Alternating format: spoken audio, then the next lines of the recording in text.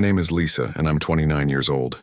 This is a painful and raw confession about the choices I made in the wreckage they left behind.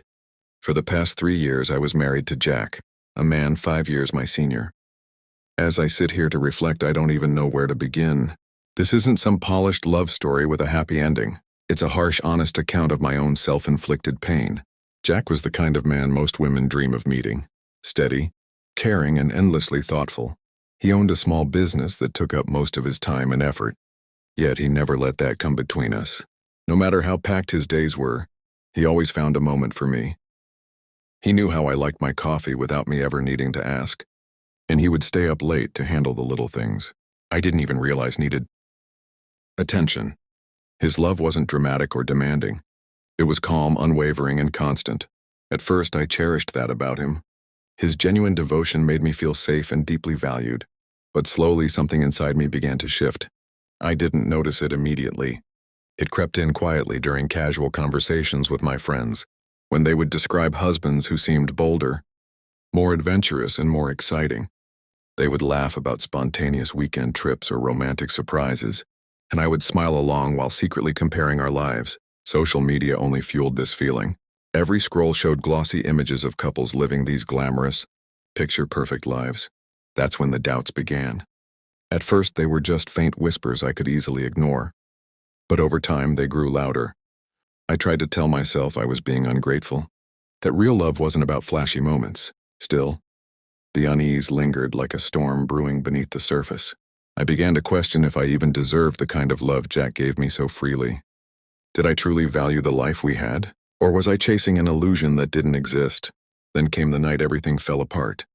It was supposed to be a carefree evening with friends, drinks, music, and laughter.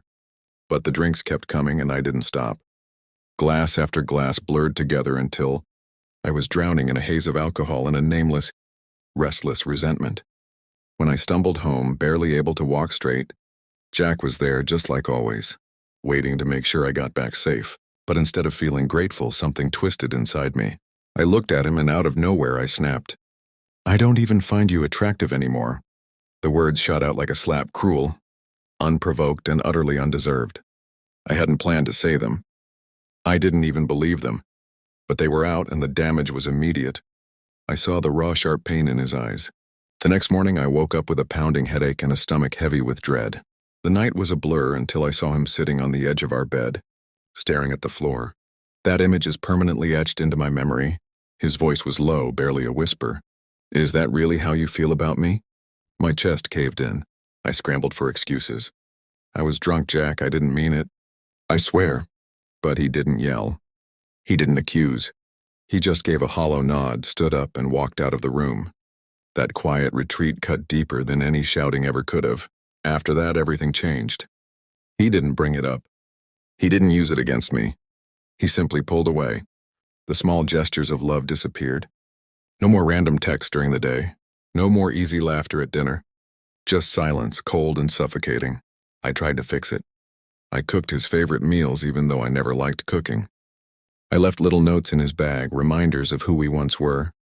One night I reached for him in bed, hoping physical closeness might heal the distance between us. But he gently moved away, his eyes filled with weary sorrow. "Not tonight, Lisa, maybe another time." I couldn't face the emptiness I had created, so I ran from it. One Friday, overwhelmed by guilt and the unbearable quiet of our home, I told myself I just needed a night out. But that was a lie. I was avoiding him, avoiding the truth of what I had done. That's when I met someone else. He sat down beside me at the bar, confident and charming in a way that felt unfamiliar. He smiled and said, "Rough night?" I should have walked away, but I didn't. Instead, I let his attention fill the void I had created. I let it feel good for a fleeting moment to be noticed, to feel wanted. Then I let him kiss me. The instant it happened, a wave of nausea hit me. It wasn't passion. It was guilt and regret, and that's when I saw him. Jack sitting in his car across the street watching. There was no yelling, no confrontation. He simply rolled up the window and drove away. The next morning, I clung to the fragile hope that we could still salvage something, that he might give me another chance. I found him in the kitchen, calm but resolute. His words were final. "Last night showed me what I mean to you, what our marriage means to you." I broke down, pleading, sobbing. and swearing it was a mistake, that it meant nothing, that I didn't even understand why I had done it. But he just shook his head. "I need time," he said softly. "Time to figure out what's left." He packed a bag and walked out. He never returned. It's been 7 months since then. Jack has moved on. He's seeing someone new, a woman who seems to light up every room she walks into, someone who has brought back a smile I hadn't seen on his face in years. He looks happy, genuinely happy, and me? I'm still here, left with the wreckage of my own choices. Most of my friends have drifted away, unsure how to stand by me.